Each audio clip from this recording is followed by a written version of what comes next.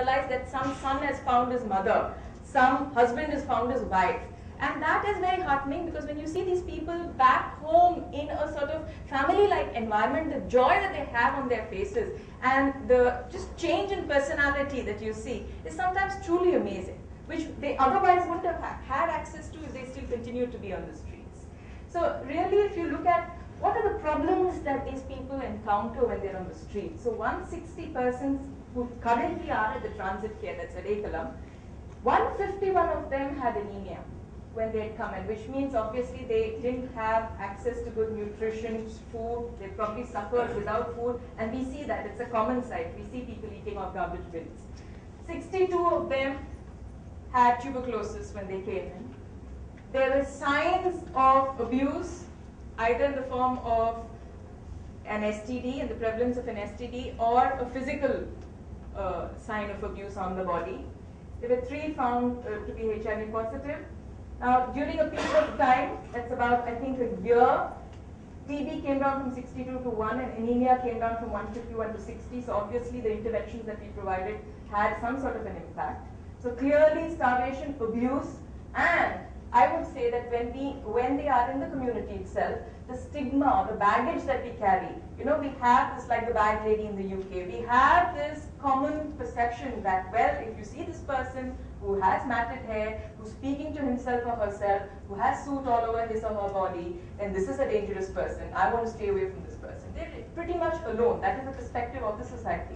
And what is the perspective of the person? Well, this is a strange alien world that I'm in. There's the whole world that's buzzing past me. There are men, women, and I'm generally being ignored, but I'm also being harmed. So let me try and protect myself, just partly eat off bad garbages and go and hide and be as invisible, which is why we refer to them as the invisible people, because more often than not, they're not visible. So the time that you find them sort of show up is really late night or early morning. But otherwise, the rest of the time, you don't really see them. Or even if you see them, we tend to ignore them because they're so merged with the background, right?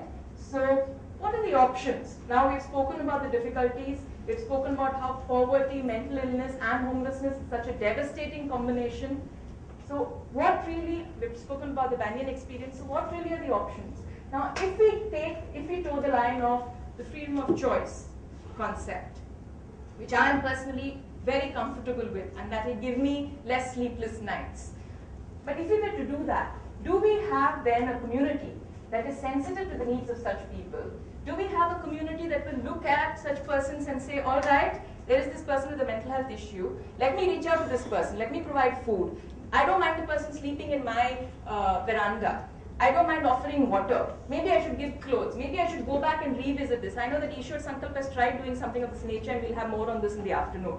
I won't say that there isn't anybody who does it. There are a significant number of people who would do this, but there are a large number of people who generally wouldn't, because they don't have time or choose not to. Or how many of us, for example, I'm sure even today, this morning when we drove in here, we would have seen at least one person who is homeless with a mental health issue roaming the streets. But we either have our seminar or we have some other preoccupation, and it really is difficult to reach out to that person. So the truth is that we don't really have a community that is totally sensitive or inclined towards reaching out to the needs of a person who is homeless and alone on the streets, prone to abuse, prone to starvation, because we live in a busy world. How far is far gone?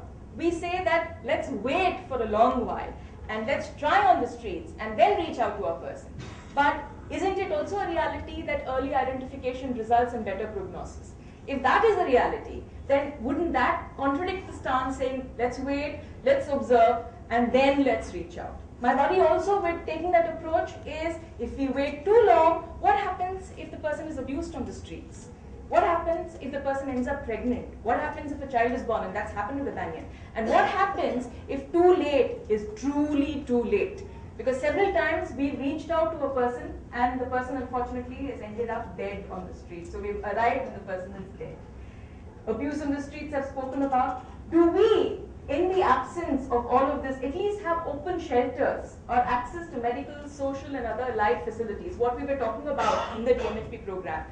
Do we have a version of that in an open environment, in a non-restrictive environment? So do they have these facilities so we can say, no, let's not look at institutionalization and getting these people better and reintegrating them, but let's look at a more non-restrictive option. Do we have that? No, we don't. Chennai at least doesn't. I don't know if Delhi has it, but Chennai certainly doesn't. Now, what has happened in the US? I know that we don't want to draw too many experiences because it's not really a positive experience. What has happened in the US is, I was just sharing with Harsh this book called Crazy, which is written by Peter Lee, who is a father, who's a caregiver, and he has deep love for both him and his wife, for his son.